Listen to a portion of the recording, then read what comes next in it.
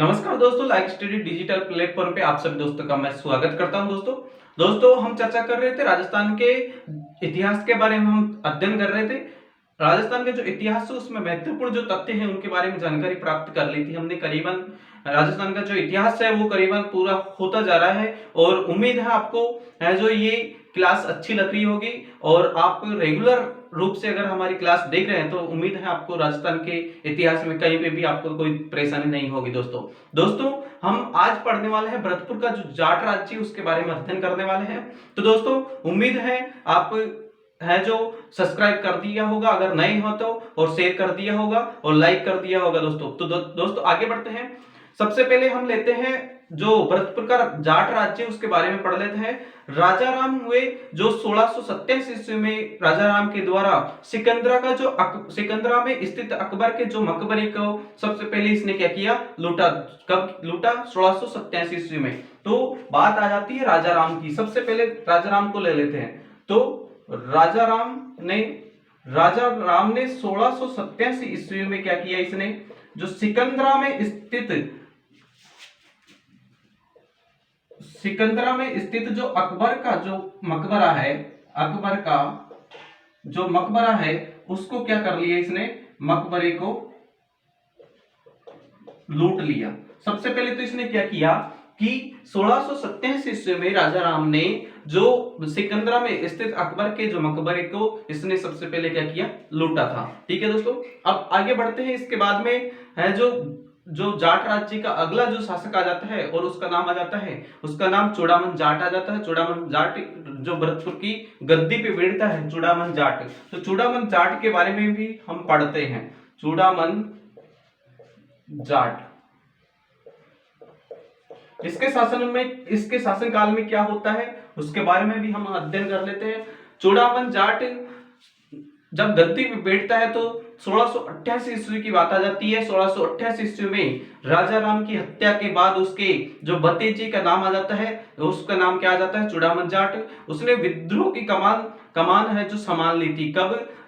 राजा राम की अगर बात करें तो राजा राम की मृत्यु कब हुई? राजा राम की मृत्यु की बात करें तो इसकी मृत्यु हो जाती है 1688 ईस्वी में। और इसकी मृत्यु के बाद में क्या हुआ, चूड़ामन जाट जो राजा राम का भतीजा था उसने इस विद्रोह का जो बागडोर संभाल ली, इसकी कमान संभाल ली। ठीक है दोस्तों, इसके बाद में चर्चा करें, उसने स्वतंत्र जाट राज्य की स्थापना की। और पहला काम तो इसने क्या किया कि स्वतंत्र जाट राज्य की स्थापना की।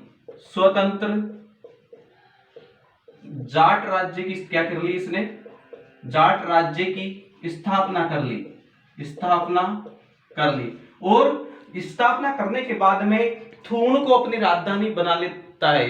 ठीक है, किसको? थूण को। ये सबसे पहले क्या किया इसने, स्वतंत्र जाट राज्य की स्थापना करने के बाद में थूण का जो इलाका है उसको क्या कर लेता है, ये थूण को राजधानी घोषित कर देता है, राजधानी बना लेता है। ठीक है दोस्तों, तो ये भी इसके द्वारा किया जाता है। आगे चर्चा करते हैं। तो इसके बाद में जो थूण को ये राजधानी बनाने के बाद में इसका शासनकाल पूरा हो जाता है। शासनकाल पूरा होने के बाद में जो चूड़ामन जाट है उसके बाद में गद्दी पे कौन बैठ जाता है, बदन सिंह। बदन सिंह का शासनकाल आ जाता है 1722 से 1756 ईस्वी तक इसका शासनकाल आ जाता है। 1700 किसकी बात कर रहे हैं हम, बदन सिंह की। बदन सिंह की के बारे में चर्चा करते हैं। बदन सिंह, और बदन सिंह गद्दी पे बैठ जाता है, भरतपुर की गद्दी पे। इसका शासनकाल आ जाता है 1722 से 1722 और इसका जो शासनकाल की अगर चर्चा करें 1722 से 1756 ईस्वी की हम बात कर रहे थे। 1756 ईस्वी की हम चर्चा कर रहे थे। ठीक है दोस्तों, तो ये 1722 से 1756 ईस्वी तक इनका शासनकाल हुआ था। किनका? बदन सिंह का।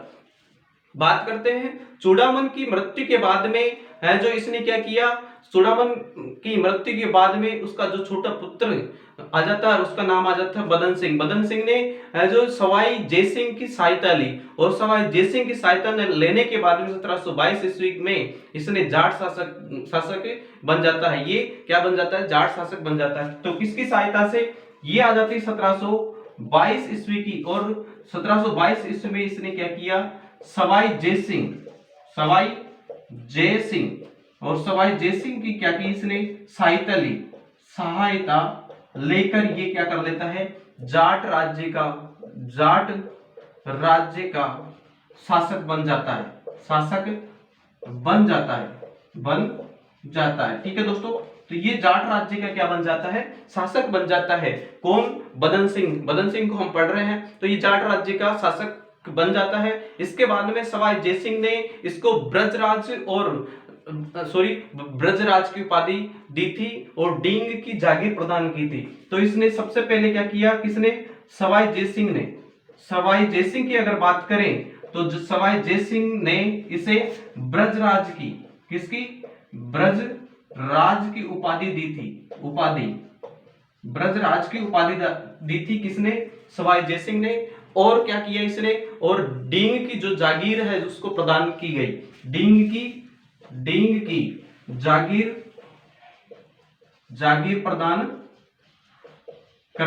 प्रदान की थी। ठीक है दोस्तों, तो हम चर्चा किसकी कर रहे हैं, भरतपुर का जो जाट राज्य है उसके बारे में चर्चा कर रहे हैं। तो दोस्तों इसमें सबसे पहले राजाराम जो 1627 ईस्वी में सिकंदरा में स्थित अकबर के मकबरे को लूटता है, और लूटने के बाद में गद्दी पे कौन बैठता है, भरतपुर की गद्दी पे चूड़ामन जाट आ जाता है। और वह कौन था, तो राजाराम का भतीजा था, कौन, चूड़ामन जाट। वो गद्दी की बागडोर संभाल लेता है। राजाराम की मृत्यु 1688 में होने के बाद में जो इसको क्या किया, चूड़ामन जाट ने स्वतंत्र जाट राज्य घोषित कर दिया था। ठीक है, और इसकी स्थापना कर दी थी, और इसकी स्थापना करने के बाद में थून को अपनी राजधानी घोषित कर दी थी।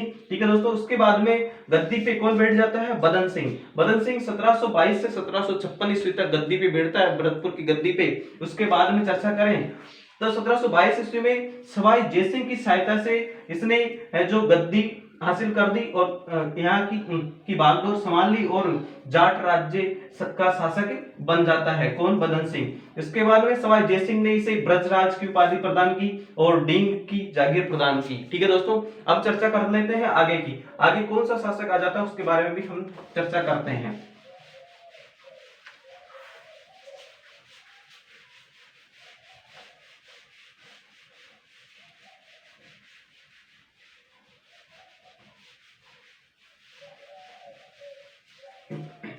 दोस्तों अगला जो शासक आ जाता है बदन सिंह। सबसे पहले राजाराम के बाद में हमने बदन सिंह चूड़ामन जाट के बारे में पढ़ा, और चूड़ामन जाट के बारे में बदन सिंह गद्दी पे बैठता 1722 से 1756 ईस्वी तक गद्दी पे बैठता है भरतपुर की पे। ठीक है दोस्तों, इसके बाद में क्या होता है, इसने जो बदन सिंह ने जो जयसिंह के द्वारा ब्रजराज की उपाधि धारण की जाती है, और क्या किया जाता है, डींग को जागीर प्रदान की जाती है जयसिंह के द्वारा। एक और बात आ जाती है कि इसमें जो मोहम्मद शाह थे उसने बदन सिंह को राजा की उपाधि दी थी, बदन सिंह को क्या दी थी, राजा की उपाधि।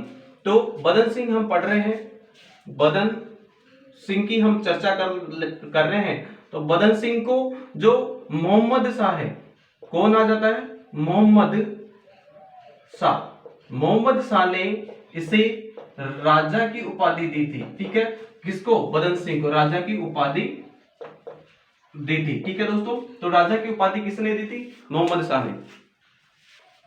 इसमें क्या आ जाता है कि मोहम्मद शाह ने बदन सिंह को राजा की उपाधि प्रदान की थी। इसके बाद में क्या आ जाता है कि जो बदन सिंह है उसको भरतपुर के जो जाट राज्य का वास्तविक संस्थापक माना जाता है। इसी को क्या माना जाता है, भरतपुर का जो जाट राज्य है, भरतपुर का जाट राज्य और जाट राज्य का वास्तविक संस्थापक माना जाता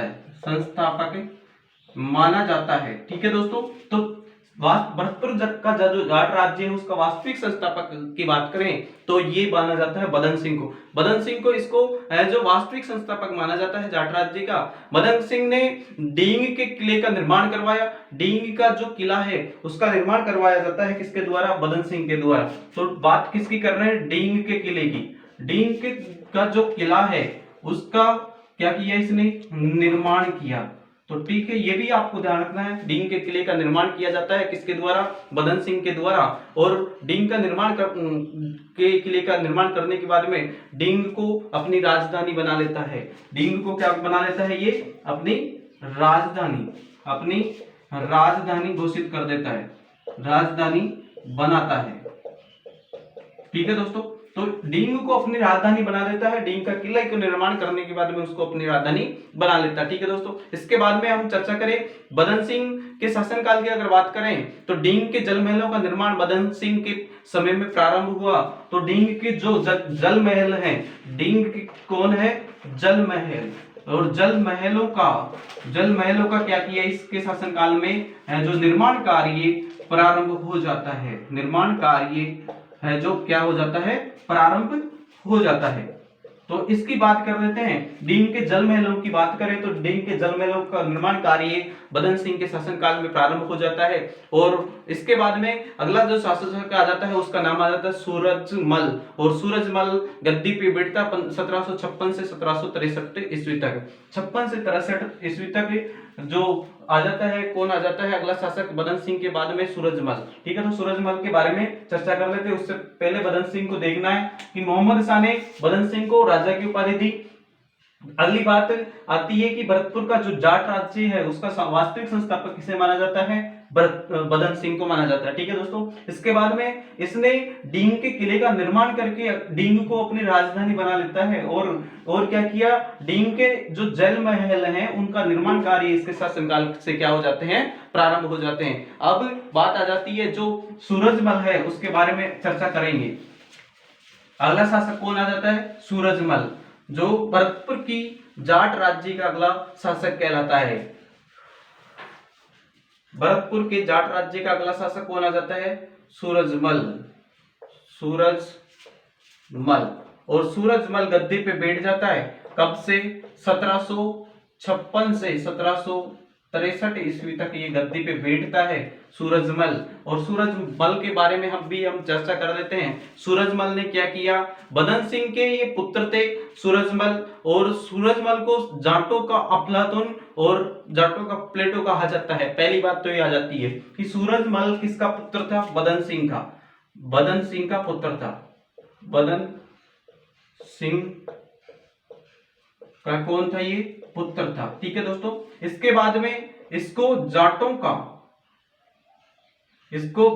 सूरजमल को जाटों का अफलातून कहा जाता है। पहली बात तो इसको जाटों का क्या कहा जाता है? अफलातून कहा जाता है। और इसको क्या कहा जाता है? जाटों का है जो प्लेटो कहा जाता है। प्लेटो कहा जाता है।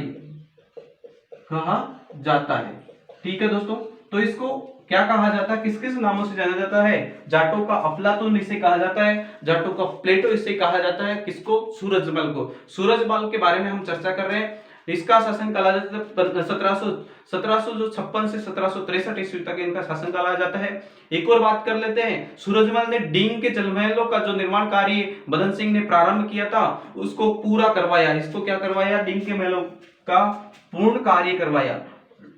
डींग के महलों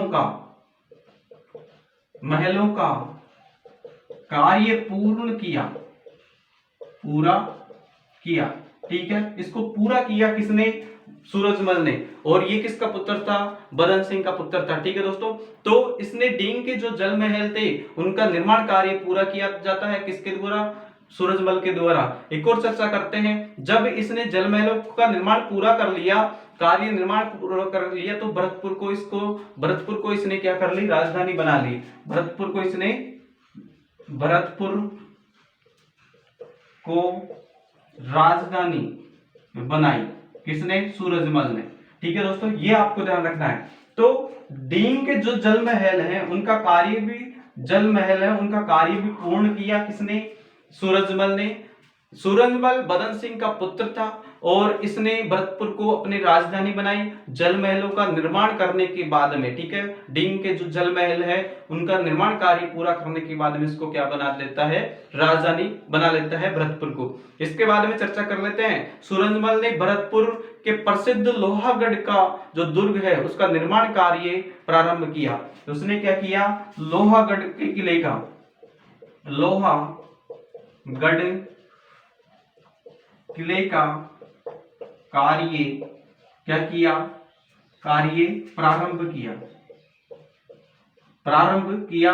और कब से कब तक किया प्रारंभ, तो ये बात आ जाती है 1733 से 1741 ईस्वी के मध्य। 1733 से 1741 ईस्वी के मध्य इनका लोहागढ़ का किले का निर्माण होता है। और चर्चा कर लेते हैं आगे, जो लोहागढ़ का किला है उसका कार्य 1733 से 1741 ईस्वी के मध्य किया जाता है। चर्चा किसकी कर रहे हैं, सूरजमल की। सूरजमल का शासनकाल की अगर बात करें तो 1756 से 1761 ईस्वी तक, 63 ईस्वी तक इनका शासनकाल आ जाता है। एक और बात करें, बदन सिंह का पुत्र था ये, और जाटों का इसे अफलातून कहा जाता है, और क्या कहा जाता है, जाटों का प्लेटो इसे कहा जाता है। और इसने क्या किया, जो डींग के जो जलमहलों का कार्य जो प्रारंभ किया था बदन सिंह ने, उसको पूरा करता है कौन, सूरजमल। और बात कर लेते हैं भरतपुर को का जो जलमहलों का निर्माण कार्य पूर्ण करने के बाद में भरतपुर को अपनी राजधानी बना लेता है। और लोहागढ़ के किले का कार्य प्रारंभ कब से कब तक किया इसने, 1733 से 1741 ईस्वी तक, ये बात हम कर लेते हैं। ठीक है दोस्तों, अब आगे चर्चा करते हैं, जो सूरजमल के बाद में गद्दी पे कौन बैठ जाता है, और उसका नाम आ जाता है जवार सिंह। जवार सिंह 1763 से 1768 ईस्वी तक गद्दी पे बैठता है। 1763 से 1768 ईस्वी तक कौन गद्दी पे बैठता है, जवार सिंह। ठीक है दोस्तों, तो ये हमने पढ़ा सूरजमल को। सूरजमल के बाद में हम चर्चा कर लेते हैं किसकी, जवार सिंह की। जवार सिंह की शासनकाल की अगर बात करें तो ये आ जाता है 1763 से 1768 ईस्वी तक ये गद्दी पे बैठता है। किसकी गद्दी पे, भरतपुर की गद्दी पे। ठीक है, ये जाट राज्य का अगला शासक आ जाता है। ठीक है दोस्तों, इसके बारे में अगर चर्चा करें तो जवार सिंह के शासनकाल के बाद में इसने 1764 ईस्वी में दिल्ली पर आक्रमण किया। सबसे पहले इसने क्या किया, एक साल बाद में गद्दी पे बैठने के बाद में 1764 ईस्वी में इसने क्या किया, दिल्ली पे आक्रमण किया। दिल्ली पर क्या किया इसने, आक्रमण किया। तो एक तो कार्य ये कर देता है कि दिल्ली पे आक्रमण कर देता है। दिल्ली पे आक्रमण करने के बाद में इसने जो लाल किले में जो अष्टधातु का जो दरवाजा लगे हुए थे उनको लाके और भरतपुर के दुर्ग में लगवाता है। सबसे पहले क्या करता है, जो दिल्ली का जो किला है उसमें क्या था, अष्ट धातु का जो धातु के क्या थे, दरवाजे उनको वहां से लाकर भरतपुर का जो दुर्ग है, भरतपुर का जो दुर्ग है उसके दुर्ग में क्या कर देता है, ये लगवाता है। ठीक है दोस्तों, कौन लगवा देता है, जवार सिंह। जवार सिंह ने क्या किया, दिल्ली के जो किले में अष्टधातु के दरवाजे थे उनको वहां से उखाड़ के लेके आ जाता है और भरतपुर के दुर्ग के दरवाजों पे ये क्या कर देता है, उनको लगवा देता है। ठीक है दोस्तों, आगे चर्चा करें जवार सिंह की, तो दिल्ली विजय की स्मृति में इसने क्या किया, भरतपुर के जो दुर्ग हैं उसमें जवाहर दुर्ग का निर्माण करवाया। जो भरतपुर के जो दुर्ग है उसमें क्या किया इसने, जवाहर जो दुर्ग है उसका क्या किया इसने, निर्माण करवाया। किसमें करवाया, भरतपुर के दुर्ग में। भरतपुर के दुर्ग में इसने क्या किया, जवाहर दुर्ग का निर्माण करवाया। और क्यों करवाया, दिल्ली की विजय के उपलक्ष्य में। दिल्ली की विजय के उपलक्ष्य में जवाहर दुर्ग का निर्माण करवाया भरतपुर के किसमें, दुर्ग में। ठीक है दोस्तों, अब चर्चा करते हैं कि जो इसने निर्माण कार्य जो करवाया जवाहर दुर्ग का, उसके बाद में अगला जो शासक आ जाता है उसका नाम आ जाता है रणजीत सिंह। रणजीत सिंह 1775 से 1805 ईस्वी तक गद्दी पे बैठता है। 1775 से 1805 ईस्वी तक कौन आ जाता है अब, जो रणजीत सिंह।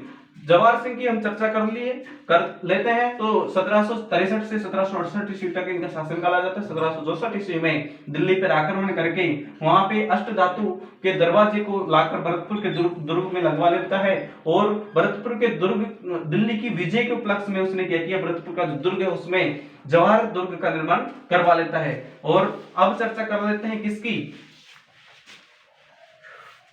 रणजीत सिंह अगला शासक आ जाता है। कौन आ जाता है, रणजीत सिंह। रणजीत सिंह है जो गद्दी पे बैठता है, और गद्दी पे बैठता है कब से कब तक, तो बात कर लेते हैं 1775 से 1805 ईस्वी तक ये गद्दी पे बैठता है। 1775 से 1805 ईस्वी तक ये किसकी गद्दी पे बैठता है, भरतपुर राज्य की गद्दी पे बैठता है। इसने क्या किया, इसके शासनकाल की अगर चर्चा करें तो इसने क्या किया, सितंबर 1803 ईस्वी में इसने क्या किया, रणजीत सिंह ने अंग्रेजों से मैत्री संधि स्थापित कर ली थी। तो 1803 की अगर बात करें, 1803 में इसने क्या किया, अंग्रेजों से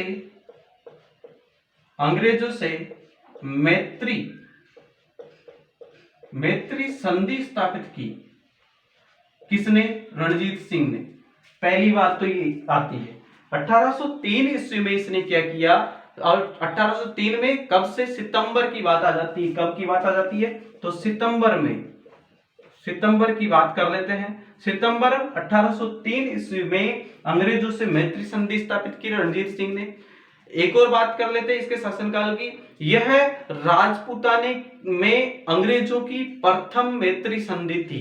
तो ये राजपूताने में, जो राजपूताने की बात करें, राजपूताने की अंग्रेजों के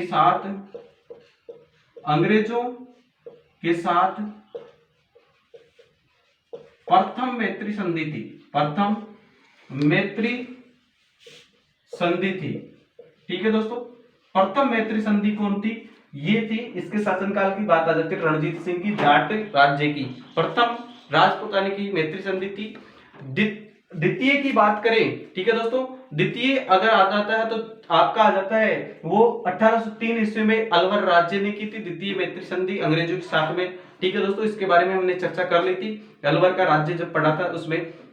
तो प्रथम राजपूताने की मैत्री संधि किसके शासनकाल की बात आ जाती है, रणजीत सिंह के शासनकाल की बात हम कर लेते हैं, ठीक है दोस्तों। अब आगे बढ़ लेते हैं कि जो रणजीत सिंह के शासनकाल के बाद में जो शासनकाल किसका आता है, गद्दी पे कौन बैठ जाता है, तो उसका नाम आ जाता है, नाम जो आ जाता है रणधीर सिंह, ठीक है। रणधीर सिंह गद्दी पे बैठ जाता है, किसकी गद्दी पे, रणधीर सिंह है जो किसकी गद्दी पे बैठ जाता है, भरतपुर की गद्दी पे जो बैठ जाता है। इसके शासनकाल में क्या होता है, इसके शासनकाल की अगर बात कर लेते हैं तो 1805 से 1823 ईस्वी तक इनका शासनकाल हुआ था। 1805 से 1823 ईस्वी तक इसका क्या आ जाता है, शासनकाल हुआ था, ठीक है। तो इसका शासनकाल की हमने चर्चा कर ली है। इसके शासनकाल में क्या होता है, 1818 ईस्वी में अंग्रेजों से संधि की अधीनता स्वीकार कर लेता है। कब की बात आ जाती है, 1818 ईस्वी में अंग्रेजों से जो अधीनता स्वीकार कर लेता है कौन, रणधीर सिंह। तो हम चर्चा किसकी कर रहे थे, भरतपुर के जाट राज्य की बात रणजीत सिंह की आ जाती है। तो रणजीत सिंह का शासनकाल आ जाता है 1775 से 1805 ईस्वी तक इनका शासनकाल आ जाता है। चर्चा और कर लेते हैं, 1803 ईस्वी में अंग्रेजों से मैत्री संधि स्थापित की थी। और बात करें 1803 में सितंबर की बात यहाँ पे आ जाती है, और राजपूताने की अंग्रेजों के साथ प्रथम मैत्री संधि रणजीत सिंह के शासनकाल में हुई थी।